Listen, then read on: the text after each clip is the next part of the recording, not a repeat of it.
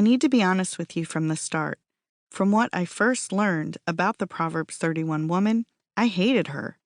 History portrayed her as a virtuous flower and upheld her as a glowing example of biblical womanhood. I saw her as a standard. I'm not wealthy, I don't know how to weave fabric, and I'm not a stay-at-home mom. Some days I'm so busy, the best I can do for dinner is the drive-thru. And honestly, sometimes it's hard to honor my husband.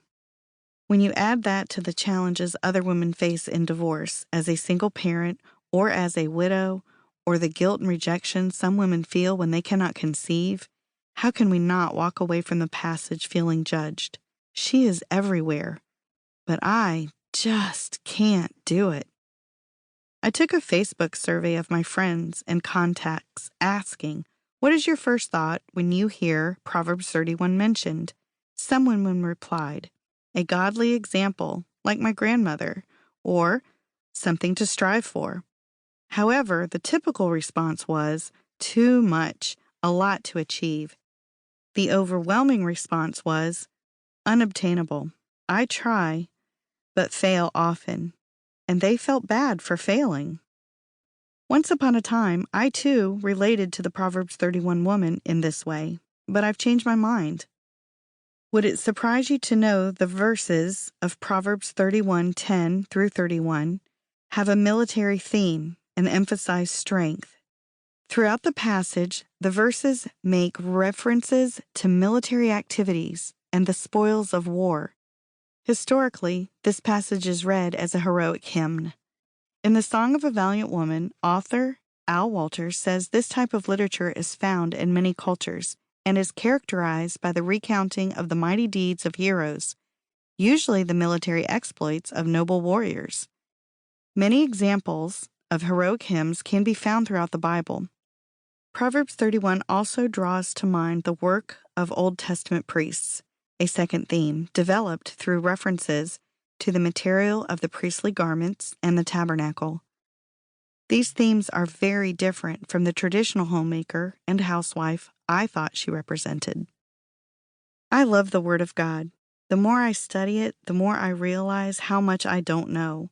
But I've studied and learned the Bible through the English language and through the eyes of a modern Western understanding. When we read the Bible today, we don't necessarily know how the original reader understood the lessons taught. We read with 21st century eyes. When translating, we must consider the original audience and the nuances of their language and culture. This is called hermeneutics, and it's crucial for accurate interpretation.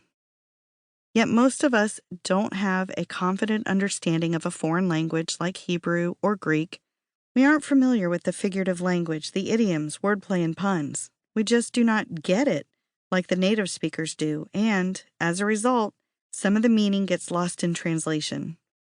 When a friend mentioned Proverbs 31:10 through 31 is an acrostic poem written with the Hebrew alphabet, it stirred my word nerd juices.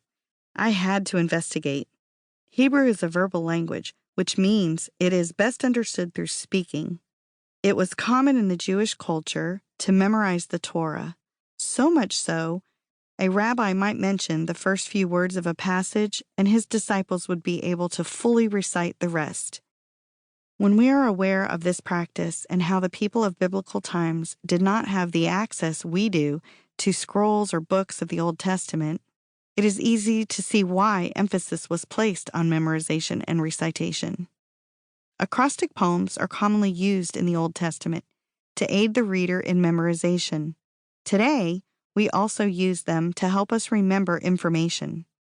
The Hebrew alphabet letters begin each verse of Proverbs 31:10 through 31 to trigger a reminder for the reader to help with memorization.